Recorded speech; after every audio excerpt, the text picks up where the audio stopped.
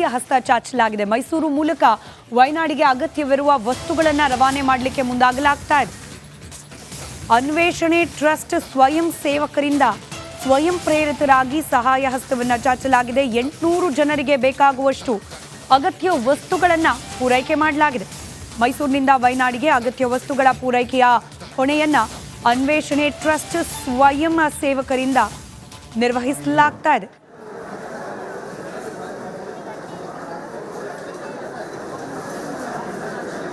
ಕೇರಳದ ವಯನಾಡಿನಲ್ಲಿ ನಡೆದಿರುವಂತಹ ಭೀಕರ ರಣಬಿಕ ದುರಂತಕ್ಕೆ ಸಾಕಷ್ಟು ಈಗಾಗಲೇ ಅಕ್ಕಪಕ್ಕದ ರಾಜ್ಯಗಳೆಲ್ಲರೂ ಕೂಡ ಸಹಾಯ ಹಸ್ತವನ್ನು ಚಾಚ್ತಾ ಇದ್ದಾರೆ. ಅದರಂತೆ ಕರ್ನಾಟಕದಲ್ಲೂ ಕೂಡ ನಮ್ಮ ಮೈಸೂರಿನವರಾದಂತಹ ಏನು ಅನ್ವೇಷಣಾ ಸೇವಾ ಟ್ರಸ್ಟ್ ಅವರು ಕೂಡ ಈಗಾಗಲೇ ಅಗತ್ಯ ವಸ್ತುಗಳನ್ನು ಪೂರೈಕೆ ಮಾಡ್ತಾ ಇದ್ದಾರೆ. ನಮ್ಮ ಜೊತೆಗೆ ಈಗ ಒಂದು ಸೇವಾ ಟ್ರಸ್ಟ್ನ ಎಲ್ಲರೂ ಕೂಡ ಇದ್ದಾರೆ, ಮಾತಾಡ್ತಾ ಹೋಗ್ತೀನಿ. ಸೊ ಎಲ್ಲಿ ಬಂದಿದ್ದೀರಾ, ಅಂದರೆ ಈ ಟ್ರಸ್ಟ್ ಯಾವಾಗಿಂದ ಶುರು ಮಾಡಿದ್ರಿ, ಹೇಗೆ, ಮತ್ತು ಇವತ್ತು ಎಲ್ಲೆಲ್ಲಿ ಯಾವ್ಯಾವ ವಸ್ತುಗಳನ್ನ ಕೊಟ್ಟಿದ್ದೀರಾ ಸರ್ ಅಂತ? ನಮ್ಮ ಟ್ರಸ್ಟು ಓಪನ್ ಆಗಿ ಒಂದು 8 ಇಯರ್ಸ್ ಆಯಿತು. ನಾವು ಮೈಸೂರು ಚಾಮುಂಡಿಪುರಮಿಂದ ಬಂದಿದ್ದೀವಿ. ನಾವು ಸ್ವಯಂ ಸೇವಕರು ಜೊತೆಗೆ ನಾವೆಲ್ಲರೂ ಸದಸ್ಯರ ಜೊತೆ ಬಂದಿದ್ದೀವಿ. ನಾವು ಈಗ ಆಲ್ರೆಡಿ ಇದು 2ನೇ ಗಂಜಿ ಕೇಂದ್ರಕ್ಕೆ ಬಂದಿದ್ದೀವಿ. ನಾವು ನಿನ್ನೆ ಬೆಳಗ್ಗೆ ನಮ್ಗೆ ಅನ್ನಿಸ್ತು ಇದು ದುರಂತ ನೋಡಿ ಇದಕ್ಕೆ ಅಗತ್ಯ ವಸ್ತುಗಳನ್ನ ಪೂರೈಸಬೇಕು ಅಂತ. ನಾವು ಅದಕ್ಕೆ DC ಆಫೀಸಿಗೆ ಫೋನ್ ಮಾಡಿದಾಗ ಅವ್ರಿಗೆ ಅಗತ್ಯ ವಸ್ತುಗಳ ಬಗ್ಗೆ ಲಿಸ್ಟ್ ಕೊಟ್ಟಿದ್ದರು. ಆ ಲಿಸ್ಟ್ ಪ್ರಕಾರ ನಾವು ಎಲ್ಲರೂ ಒಂದು 800 ಜನಕ್ಕಾಗಂಥದ್ದು ಇದು ಫುಡ್ ರಿಲೇಟೆಡು, ಮೆಡಿಸಿನ್ ರಿಲೇಟೆಡು, ಬಟ್ಟೆಗಳು, ಲೇಡೀಸ್ಗೆ, ಜೆಂಟ್ಸ್ಗೆ, ಮಕ್ಕಳಿಗೆ ಆಗೋಂಥ ಬಟ್ಟೆ, ಸ್ಲಿಪ್ಪರ್ಸು, ಈ ಥರ ಅಗತ್ಯ ವಸ್ತುಗಳನ್ನ ತೊಗೊಂಡು ನಾವು ನಿನ್ನೆ ಸುಮಾರು 1:30 ಮಧ್ಯಾಹ್ನ ಹೊರಟೆ ರಾತ್ರಿ 7 o'clock ತಲುಪಿದ ಮೇಲೆ ಬೆಳಗ್ಗೆ ನಮ್ಮ ನ್ಯೂಸ್ ಚಾನಲ್ಸ್ ಅವರಿಂದ ಸಹಾಯದಿಂದ ಎಲ್ಲೆಲ್ಲಿ ಗಂಜಿ ಕೇಂದ್ರಗಳಿಗೆ ನಾವು ತಲುಪಿಸೋ ವ್ಯವಸ್ಥೆಗಳು ಮಾಡ್ತಾಯಿದ್ದೀವಿ. ಆದರೆ ಈ ದುರಂತ ನಡಿಬಾರ್ದಾಗಿತ್ತು. ಅಂಥ ದುರಂತ ನಡಿ ಹೆಚ್ಚಿನ ಸಾವುಗಳಾಗ್ಬಿಟ್ಟಿದೆ.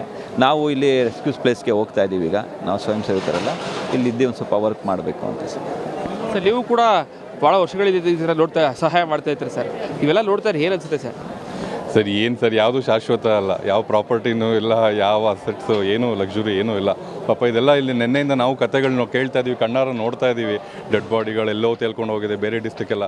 ಇದೆಲ್ಲ ನೋಡಿದಾಗ ಈ ವಯನಾಡಿಗೆ ನಾವು ಎಂಜಾಯ್ ಮಾಡೋಕ್ಕೆ ಬರ್ತಾ ಇದ್ವಿ. ಈಗಲೂ ನಮ್ಮ ಎಷ್ಟೊಂದು ಜನ ಟೂರಿಸ್ಟ್ಗಳು ಸಿಗಾಕೊಂಡು ಒದ್ದಾಡಿದ್ದಾರೆ. ಆದಷ್ಟು ಬಂದು ಒಂದು ಸೇವೆ ಮಾಡಿ ನೆಮ್ಮದಿಯಿಂದ ಜೀವನ ಮಾಡ್ಕೋಬೇಕು. ಅದಷ್ಟೇ ಮೇನ್ ಇಂಪಾರ್ಟೆಂಟ್ ಆಗಿಂತ ಅನಿಸ್ತದೆ. ಅಂದರೆ ಇವತ್ತು 8 ಜನಕ್ಕೆ ಇಲ್ಲೂ ಮುಂದೆ ತರ್ತೀರಾ ಹೇಗೆ ಸರ್ ಅಂತ? ತರ್ತೀವಿ ಸರ್. ಇದು ಮೊದಲನೇ ಹಂತದಲ್ಲಿ ಬಂದಿದ್ದೀವಿ ಸರ್. ಮೊದಲನೇ ಹಂತದಲ್ಲಿ ಏನಿದೆ ಅಂತ ನೋಡ್ಕೊಂಡು ಬಂದಿದ್ದೀವಿ. ಈಗ ಇಲ್ಲಿ ಯಾವ ಪದಾರ್ಥಗಳು ಹೆಚ್ಚಿನ ಸಂಖ್ಯೆಯಲ್ಲಿ ಬಂದಿದೆ ನೋಡಿಕೊಂಡು ಯಾವುದು ಬೇಕು, ನೀಡ್ ಏನು ಬೇಕು ಅಂತ ನೋಡ್ಕೊಟ್ಟು ಅಗತ್ಯ ಅದು ಲಿಸ್ಟ್ ಔಟ್ ತೊಗೊಂಡು ತಿರ್ಗಾ ನೆಕ್ಸ್ಟ್ ಟ್ರಕ್ಕಲ್ಲಿ ಬರ್ತಾರೆ ಸರ್. ಬೇರೆ ಇನ್ನೊಂದು ಟೀಮ್ ಅಲ್ಲಿ ವೆಯ್ಟ್ ಮಾಡ್ತಾ ಇದೆ. ನಾವು ಅದಕ್ಕೆ ಅವ್ರಿಗೆ ಇನ್ನೂ ಮಾಹಿತಿ ಕೊಟ್ಬಿಟ್ಟು ಕಳಿಸ್ತೀವಿ ಸರ್. 2 ಗ್ರಾಮಗಳು ಸಂಪೂರ್ಣವಾಗಿ ಜಲಾವೃತವಾಗಿದೆ ಸರ್. ನಾವು ಕೂಡ ಸ್ಥಳದಲ್ಲಿ ಖುದ್ದು ಗ್ರೌಂಡ್ ರಿಪೋರ್ಟ್ ಮಾಡ್ತಾ ಇದ್ದೀವಿ ಸರ್. ಅವೆಲ್ಲವೂ ನೋಡ್ತಾ ಇರೋ ನಿಜಕ್ಕೂ ಕೂಡ ಅದು ಹೇಳೋದಕ್ಕೂ ಆಗೋದಿಲ್ಲ ಸರ್. ಅಷ್ಟು ಅದೆಲ್ಲ ನೋಡ್ತಾರೆ, ಆಗಲ್ಲ ಹೇಳೋದಕ್ಕೂ, ನಮಗೆ ನೋಡೋಕ್ಕಾಗಲ್ಲ. ಬಟ್ ಅವನು ಹ್ಯುಮ್ಯಾನಿಟಿ ಗ್ರೌಂಡ್ಸ್ ಇವಾಗ ಬೇರೆ ಸ್ಟೇಟು ಅದೆಲ್ಲ ಸೆಕೆಂಡ್ರಿ ದೊಡ್ಡ ಮಟ್ಟದ ಟೆನ್ಷನ್ ಮನೆ ಮಾಡಿಬಿಟ್ಟಿದೆ. ಒಂದ್ ಕಡೆ ಬಿಜೆಪಿ ನಾಯಕರು ಇದನ್ನೇ ಅಸ್ತ್ರ ಮಾಡ್ಕೊಂಡಿದ್ದಾರೆ, ಪಾದಯಾತ್ರೆಗೆ ನಿರ್ಧಾರ ಆಗಿದೆ. ಮತ್ತೊಂದು ಕಡೆ ಪ್ರಾಸಿಕ್ಯೂಷನ್ಗೆ ಅನುಮತಿ ಸಿಕ್ಕರೆ ಏನ್ ಮಾಡೋದು ಅನ್ನುವಂಥ ಟೆನ್ಷನ್ ಸಿಎಂ ಸಿದ್ದರಾಮಯ್ಯ ಅವರದ್ದು. ಬ್ರೇಕ್ಫಾಸ್ಟ್ ಸಭೆ ಕರೆದಿದ್ರು, ಸಚಿವರೆಲ್ಲ ಭಾಗಿಯಾಗಿದ್ರು. ಆ ಸಭೆಯಲ್ಲಿ ರಾಜ್ಯಪಾಲರ ಒಂದಷ್ಟು ವಿಚಾರಗಳು ಕೂಡ ಪ್ರಸ್ತಾಪ ಆಗಿದೆ. ಸರ್ಕಾರಕ್ಕೆ ನೋಟಿಸ್ ಕೊಟ್ಟಿದ್ದಾರೆ. ಮೂಡ ನಿವೇಶನ ಪಡೆಯೋದಕ್ಕೆ ನಾನು ಪ್ರಭಾವ ಬೀರಿಲ್ಲ, ಬಿಜೆಪಿ ಅವಧಿಯಲ್ಲಿ ಕೊಟ್ಟ ನಿವೇಶನಗಳು ಅದು ಅಂತ ಸಚಿವರ ಮುಂದೆ ಪ್ರಸ್ತಾಪ ಮಾಡಿದ್ದಾರೆ ಸಿಎಂ ಸಿದ್ದರಾಮಯ್ಯನವರು. ನನ್ನ ವಿರುದ್ಧ ಷಡ್ಯಂತ್ರ ಮಾಡಿ ಸಿಲುಕಿಸುವ ಹುನ್ನಾರವನ್ನ ಮಾಡಲಾಗ್ತಾ ಇದೆ ಅಂತ ಸಿಎಂ ಸಿದ್ದರಾಮಯ್ಯನವರು ಸಭೆಯಲ್ಲಿ ಪ್ರಸ್ತಾಪ ಮಾಡಿದ್ದಾರೆ. ರಾಜ್ಯಪಾಲರು ಸರ್ಕಾರಕ್ಕೆ ನೋಟಿಸ್ ಕೊಟ್ಟಿದ್ದಾರೆ. ಆ ವಿಚಾರವನ್ನ ಅಲ್ಲಿ ಪ್ರಸ್ತಾಪ ಮಾಡಿದ್ದಾರೆ ಸಚಿವರ ಮುಂದೆ. ಸಿಎಂ ಸಿದ್ದರಾಮಯ್ಯನವರು ಹೇಳೋ ಪ್ರಕಾರ ಬಿಜೆಪಿ ಅವಧಿಯಲ್ಲಿ ಕೊಟ್ಟ ನಿವೇಶನಗಳು, ಆ ಮೂಡ ನಿವೇಶನ ಪಡೆಯೋದಕ್ಕೆ ನಾನು ಯಾವ ರೀತಿಯ ಪ್ರಭಾವವನ್ನ ಕೂಡ ಬೀರಿಲ್ಲ, ನನ್ನ ವಿರುದ್ಧ ಷಡ್ಯಂತ್ರ ಮಾಡಿ ಸಿಲುಕಿಸುವ ಹುನ್ನಾರ ಆಗಿದೆ ಅಂತ ಹೇಳಿದ್ದಾರಂತೆ. ಈ ಬಗ್ಗೆ ಮತ್ತಷ್ಟು ಡೀಟೇಲ್ಸ್ ಅನ್ನು ಕೊಡ್ತಾ ಹೋಗ್ತಾರೆ ನಮ್ಮ ಪ್ರತಿನಿಧಿ ಸತೀಶ್. ನೇರ ಸಂಪರ್ಕದಲ್ಲಿ ಜಾಯಿನ್ ಆಗ್ತಿದ್ದಾರೆ. ಸತೀಶ್, ಸಿಎಂ ಸಿದ್ದರಾಮಯ್ಯನವರಿಗೆ ಸಹಜವಾಗಿ ಟೆನ್ಷನ್, ರಾಜ್ಯಪಾಲರ ನೋಟಿಸ್, ಪ್ರಾಸಿಕ್ಯೂಷನ್ಗೆ ಅನುಮತಿ ಕೊಟ್ಟರೆ ಏನ್ ಮಾಡೋದು? ಹಾಗಾಗಿ ಇವತ್ತಿನ ಸಭೆಯಲ್ಲಿ ಏನೆಲ್ಲ ಚರ್ಚೆ ಆಯಿತು? ಸಚಿವರ ಮುಂದೆ ಮನವರಿಕೆ ಮಾಡೋದಕ್ಕೆ ಹೊರಟ್ರ ಸಿಎಂ ಸಿದ್ದರಾಮಯ್ಯನವರು ಅಂತ? ಶ್ರುತಿ, ರಾಜ್ಯಪಾಲರ ನೋಟಿಸ್ಸು ಸರ್ಕಾರ ಮತ್ತು ಸಿಎಂಗೆ ಸಾಕಷ್ಟು ದೊಡ್ಡ ಕಂಟಕವನ್ನೇ ತಂದಿದೆ. ಹೀಗಾಗಿನೇ ಸಿಎಂ ಅವರು ಮೂಡ ಹಗರಣದ ಬಗ್ಗೆ ಈಗ ಮುಂದಿನ ನಿರ್ಣಯ ಏನು ಮಾಡಬೇಕು ಅನ್ನೋದ್ರ ಬಗ್ಗೆ ಸಚಿವರ ಜೊತೆ ಚರ್ಚೆಯನ್ನು ಮಾಡ್ತಾ ಇದ್ರು. ಆ ಹಿನ್ನೆಲೆಯಲ್ಲಿ ಸಭೆಯನ್ನು ಕರೆದಿದ್ರು. ಬಹುತೇಕ ಪ್ರಾಸಿಕ್ಯೂಷನ್ ತಿರಸ್ಕರಿಸುವ ಬಗ್ಗೆ ಎಲ್ಲರ ಅಭಿಪ್ರಾಯ ವ್ಯಕ್ತವಾಗ್ತಾ ಇದೆ. ಆ ಸಭೆಯಲ್ಲಿ, ಸಂಪುಟ ಸಭೆಯಲ್ಲಿ ನಿರ್ಣಯ ಮಾಡಿ ರಾಜ್ಯಪಾಲರಿಗೆ ವಿವರಣೆಯನ್ನು ಕಳಿಸೋದು. ಒಂದು ವೇಳೆ ಆ ಸಂಪುಟ ನಿರ್ಣಯವನ್ನು ವಿರೋಧಿಸಿ ಪ್ರಾಸಿಕ್ಯೂಷನ್ಗೆ ಕೊಟ್ಟರೆ ಆನಂತರ ಕಾನೂನು ಹೋರಾಟ ಮಾಡುವ ಬಗ್ಗೆ ಬಹುತೇಕ ಸಚಿವರು ತಮ್ಮ ಅಭಿಪ್ರಾಯವನ್ನು ತಿಳಿಸಿದ್ದಾರೆ. ಸಿಎಂ ಸಿದ್ದರಾಮಯ್ಯ ಕೂಡ ಈ ಬಗ್ಗೆ ಹೈಕಮಾಂಡ್ಗೆ ಮಾಹಿತಿಯನ್ನು. ಮತ್ತೊಂದು ಅಪ್ಡೇಟ್ ಲಭ್ಯವಾಗ್ತಾ ಇದೆ. ಪ್ರಾಸಿಕ್ಯೂಷನ್ಗೆ ಅನುಮತಿ ತಿರಸ್ಕರಿಸಲು ನಿರ್ಧಾರ.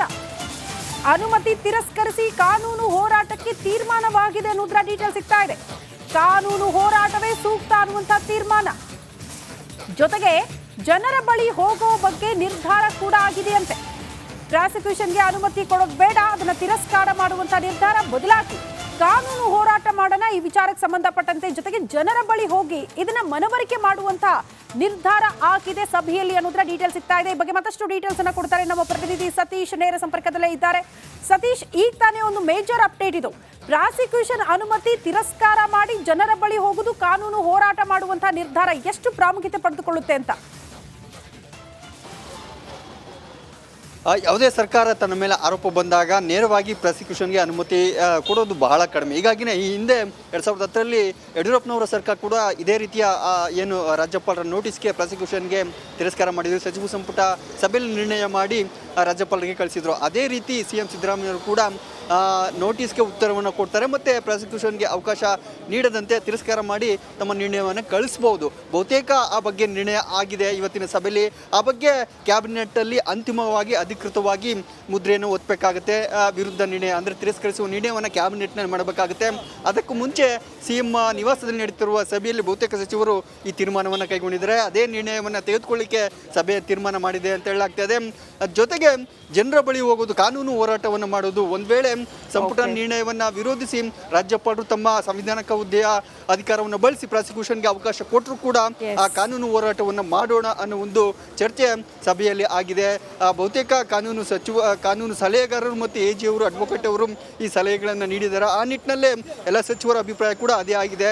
ಬಹುತೇಕ ನಿರ್ಣಯವನ್ನು ಮಾಡಿ ಕಳಿಸ್ತಾರೆ. ಒಂದು ವೇಳೆ ನಿರ್ಣಯವನ್ನು ವಿರೋಧಿಸಿ ಪ್ರಾಸಿಕ್ಯೂಷನ್ ಕೊಟ್ಟರು ಕೂಡ ಕಾನೂನು ಹೋರಾಟ, ಅನಂತರ ಜನರ ಬಳಿ ಹೋಗೋದು, ಇದು ನಮ್ಮ ಸರ್ಕಾರದಲ್ಲಿ ಆದಂಥ ನಿರ್ಣಯ ಅಲ್ಲ. ಅಂದರೆ ಮೂಡ ಸೈಟ್ ಕೊಟ್ಟಿರುವಂಥದ್ದು BJP ಕಾಲದಲ್ಲಿ. ಈ ಎಲ್ಲ ವಿಚಾರಗಳನ್ನು BJPಯವರು ಮತ್ತು JDS ಅವರು ಷಡ್ಯಂತ್ರ ಮಾಡ್ತಾ ಇದ್ದಾರೆ ಅನ್ನೋ ಆರೋಪವನ್ನು ಮಾಡಿ ಕಾಂಗ್ರೆಸ್ ಸರ್ಕಾರ ಮತ್ತು ಕಾಂಗ್ರೆಸ್ ಶಾಸಕರು ಜನರ ಬಳಿ ಹೋಗೋದು ಅನ್ನೋದ್ರ ಬಗ್ಗೆ ಸಭೆಯಲ್ಲಿ ತೀರ್ಮಾನ ಆಗಿದೆ. ಶ್ರುತಿ, ಕಾದು ನೋಡಬೇಕು. ಅಂತಿಮವಾಗಿ ಸಚಿವ ಸಂಪುಟ ಸಭೆಯಲ್ಲಿ ಈ ಬಗ್ಗೆ ತೀರ್ಮಾನ ಆಗಬೇಕು. ಅನಂತರ ರಾಜ್ಯಪಾಲರಿಗೆ ವಿವರಣೆಯನ್ನು ಕಳಿಸಬೇಕು. ಬಹುತೇಕ ನಿರ್ಣಯ ಆಗಿದೆ, ಕಾದು ನೋಡಬೇಕು. ಸಂಪುಟ ನಿರ್ಣಯ ಅಧಿಕೃತವಾಗಿ ಆಗಬೇಕು. ಒಟ್ಟಾರೆ ಈ ಮೂಡ ಹಗರಣ ಸರ್ಕಾರಕ್ಕೆ ದೊಡ್ಡ ಕಂಟಕವಾಗಿದೆ. CM ಸಿದ್ದರಾಮಯ್ಯವರ ಕುರ್ಚಿಗೆ ಕಂಟಕ ತಂದಿದೆ. ಆದರೆ ಹೈಕಮಾಂಡ್ಗೆ ಎಲ್ಲ ವಿವರಿಸಿದ್ದೇನೆ ಅನ್ನೋ ಮಾತನ್ನು CM ಸಿದ್ದರಾಮಯ್ಯವರು ಸಭೆಯ ಆರಂಭದಲ್ಲೇ ಪ್ರಸ್ತಾಪವನ್ನು ಮಾಡಿದರು. ಇದರಲ್ಲಿ ನನ್ನದೇನು ತಪ್ಪಿಲ್ಲ, ಷಡ್ಯಂತ್ರ ನಡೀತಾ ಇದೆ, ಪಿತೂರು ನಡೀತಾ ಇದೆ ಅನ್ನೋ ಮಾತನ್ನು ಕೂಡ CM ವಿವರಣೆಯನ್ನು ಕೊಟ್ಟಿದ್ದಾರೆ. ಒಟ್ಟಾರೆ ರಾಜ್ಯಪಾಲರ ಅಂಗಳದಲ್ಲಿ ಇರೋದ್ರಿಂದ ರಾಜ್ಯಪಾಲರು ಏನು ನಿರ್ಣಯ ತೆಗೆದುಕೊಳ್ತಾರೆ, ಅನಂತರ ಸರ್ಕಾರದ ಕ್ರಮ ಏನಾಗಿರುತ್ತದೆ ಅನ್ನೋದು ಈಗ ಎಲ್ಲರ ಕುತೂಹಲ. ಶ್ರುತಿ,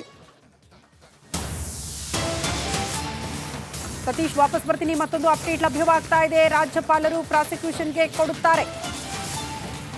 ಸಭೆಯಲ್ಲಿ ಈ ವಿಚಾರವನ್ನ CM ಸಿದ್ದರಾಮಯ್ಯನವರೇ ಪ್ರಸ್ತಾಪ ಮಾಡಿದ್ದಾರೆ. ರಿಪಬ್ಲಿಕ್ ಕನ್ನಡದಲ್ಲಿ ಸಂಪುಟ ಸಭೆಯ ಇನ್ಸೈಡ್ ಮಾಹಿತಿ.